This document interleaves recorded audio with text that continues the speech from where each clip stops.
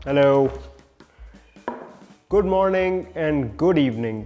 जिन लोगों ने ये सुबह नहीं देखा उनको गुड इवनिंग, और जिन्होंने सुबह देखा है उनको गुड मॉर्निंग। अच्छा जी, आज मैं बड़े ही इंटरेस्टिंग किस्म के व्लॉग के साथ आप लोगों के सामने आया हूँ। I don't know what we should call it, it will be a series. होगा कुछ इस तरह से कि सबसे पहले तो हम कॉफ़ी पिया करेंगे सुबह उठ के।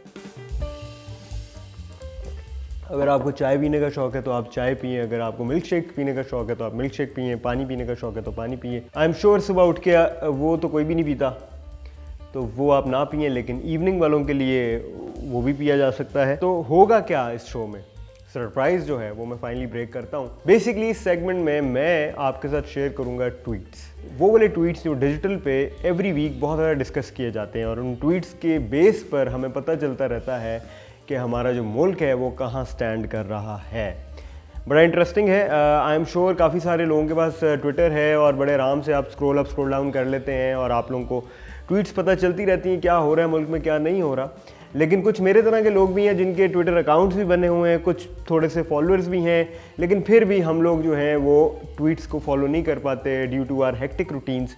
तो स्पेशली उन लोगों के लिए कि जब आप गाड़ी में जा रहे हैं सुबह, और आप सुबह जाते हुए एक बस मेरी वीडियो प्ले करें और आपको पता चल जाएगा कि यार इस वीक में या पिछले 2-3 दिनों में क्या ट्वीट्स थे और किसने क्या कहा, आगे क्या होने वाला है।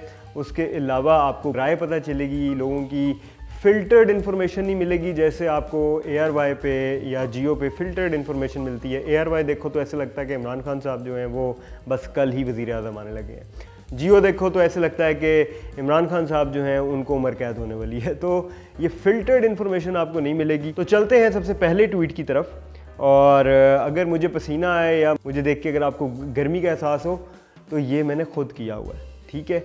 आपको प्रॉपर 7D किस्म का एक्सपीरियंस मिलेगा। अगर गर्मी होगी बाहर और हब्स होगा तो मुझे पसीना आएगा, ठीक है। ज़्यादा बारिश होगी तो ज़्यादा पानी आएगा। उसी तरह जब गर्मी होगी, हब्स होगा तो मुझे पसीना आएगा। तो अगर मैं शाइन करता आपको नज़र आऊँ तो उसके लिए माजरत। अगर मैं पंखे वंखे खोल लूँगा तो फिर मेरे साउंड में इशू आएगा जो आप तक पहुँचेगा और आपको समझ नहीं आएगी। तो बेहतर ये है कि मेरी जो बातें हैं वो आपको समझ आए। तो पहला ट्वीट जो है जी वो बड़ा ही इंटरेस्टिंग है। आई am a big fan of this guy. इनका नाम है मोहम्मद जिब्रान नासिर। इनका करियर स्टार्ट हुआ था एज अ ब्लॉगर, जिससे दुनिया इनको जानती है। वैसे ये लॉयर हैं और अब ये पॉलिटिशियन भी बन गए हैं। इन्होंने रिसेंटली पीपल्स पार्टी पे बहुत ज़्यादा तनकीद की है, और इन्होंने कहा है कि पीपल्स पार्टी के जितना भी टेन्योर रहा हुकूमत का कराची में, उस सारे टेन्योर में, उस सारे अरसे में जो गवर्नमेंट है वो land grab, real estate development, इन चीज़ों में तो बहुत सामने नज़र आई, लेकिन उस सारे अरसे में इंफ्रास्ट्रक्चर का जो डेवलपमेंट होनी थी वो उसने नहीं की, जिसकी वजह से कराची को आज बहुत ही मुश्किलात का सामना करना पड़ा है। तो इनका ये हमेशा खैर तनकीद ही करते हैं जो भी करंट गवर्नमेंट होती है। बात ये ठीक कर रहे हैं, लेकिन जब 14-15 साल आप एक प्रोविंस को लीड करेंगे तो फिर उसकी जिम्मेदारी आप पर आएगी। दूसरा ट्वीट जो हुआ, जो बड़ा शेयर हुआ हमारे डिजिटल पे, वो है एहसन इकबाल साहब का। जैसे कि आप सबको पता है कि रिसेंटली उन मैकडॉनल्ड्स के अंदर उनको हरास किया गया, उनके खिलाफ चोर के नारे लगाए गए, और उन्होंने बड़े जेंटलमैन होके खड़े होके एज सच कोई रिएक्शन नहीं दिया। और विद इन 24 आवर्स जिन लोगों ने उन पे ये नारे लगाए थे वो उनके घर गए, और घर जाने के बाद उन्होंने उनसे माजरत की। और इस माजरत पर उन्होंने एक ट्वीट किया, उन्होंने कहा कि मैंने इन पर कभी भी कोई लीगल एक्शन नहीं लेना था। और बड़े क्लासी अंदाज से वो कहते हैं कि हम सब पाकिस्तानी, हम सब इक्वल हैं और हम सब के पास राइट्स हैं डिसएग्री करने के लिए। तो सुपरस्टार बन के निकले जी।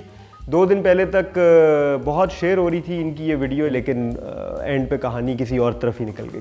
तीसरा ट्वीट है जी एमा चैमरलिन एक्सेस। ट्वीट करते हैं, Emma Chamberlain looks gorgeous, photographed by Jasper Soloff. भाई ये किस किस्म के ट्वीट्स निकाल रहे हो? मतलब घर जाना है मैंने, ये देख लें। ये मतलब लाइव व्लॉग पे ये मेरे साथ क्या इन्होंने हरकत की है मेरी टीम ने। भाईजान ध्यान करें, ज़रा अक्ल करें। ठीक है, एमा चैमरलिन को हम सब देखते हैं, उनके व्लॉग्स को हम लोग देखते हैं, लेकिन प्लीज़ इसका ज़रा ध्यान करें। ये कैमरा ज़रा करें उधर भाईजान, ये देखें ये हंस रहे हैं पीछे।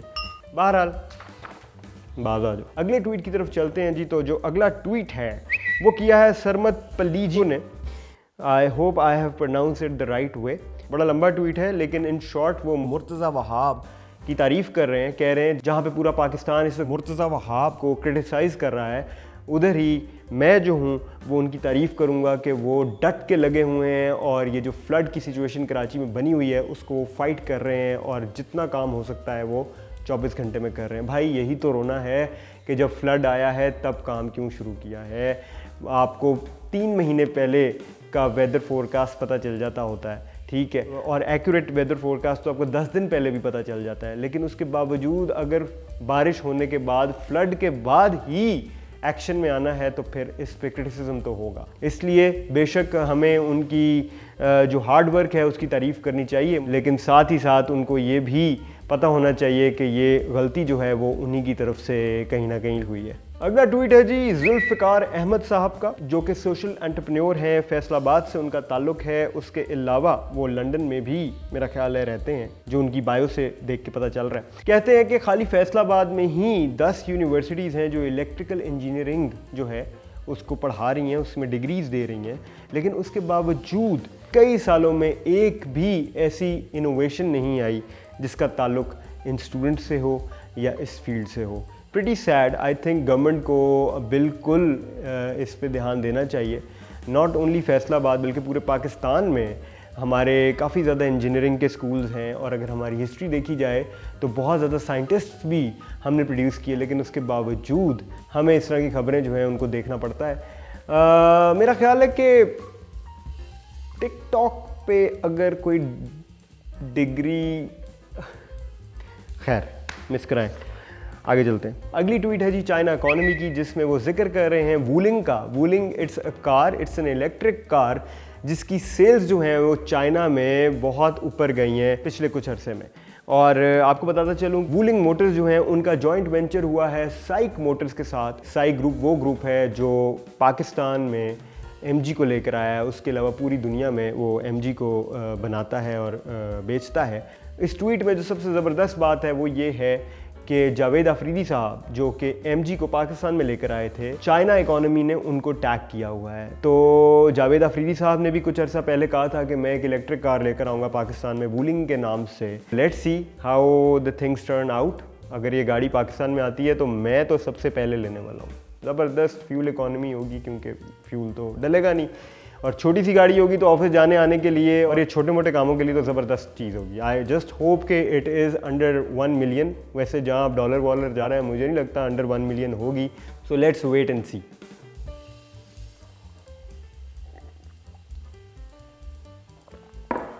अच्छा जी, अगला ट्वीट जो है वो है मोहम्मद जुनेद आसिफ का, जो कि पब्लिक ट्रांसपोर्ट कंसल्टेंट हैं। कहते हैं कि पिछले 4 साल में लाहौर इतना साफ़ नहीं था जितना उनको इस ईद पर नज़र आया। तो credit goes to Hamza Shahbaz.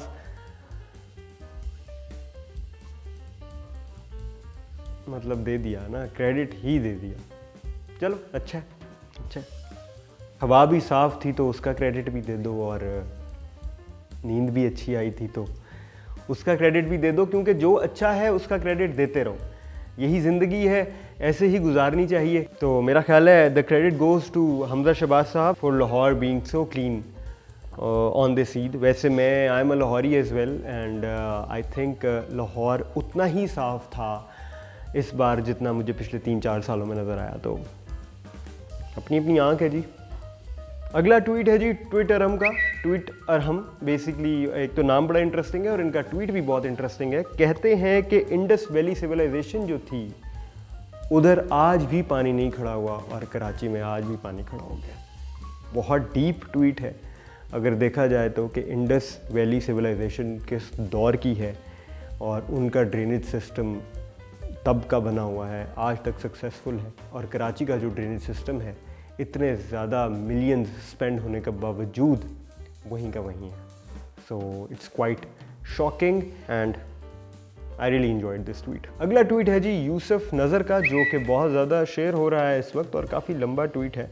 उन्होंने बेसिकली इस ट्वीट में वो बात की है जो अब हम सब का रोना बन चुका है। कहते हैं कि पाकिस्तान का जो पॉलिटिकल सिस्टम है वो सिर्फ़ और सिर्फ करप्शन के इर्द गिर्द घूमने लग गया है। उनका मतलब ये है कि हम सिर्फ़ और सिर्फ करप्शन की बात करते हैं और करप्शन पे सज़ाएं सुनाना चाहते हैं एक दूसरे को। पॉलिटिकल पार्टीज़ की बात कर रहे हैं वो, और वो कह रहे हैं कि हमारी जितनी पॉलिटिक्स है वो बस अब इसी के इर्द गिर्द घूमती रहती है, और इसके पीछे जो हमारे असल मसले हैं उन पे कोई बात नहीं करता, उनको कोई देखता नहीं है, उनको कोई एड्रेस नहीं करता।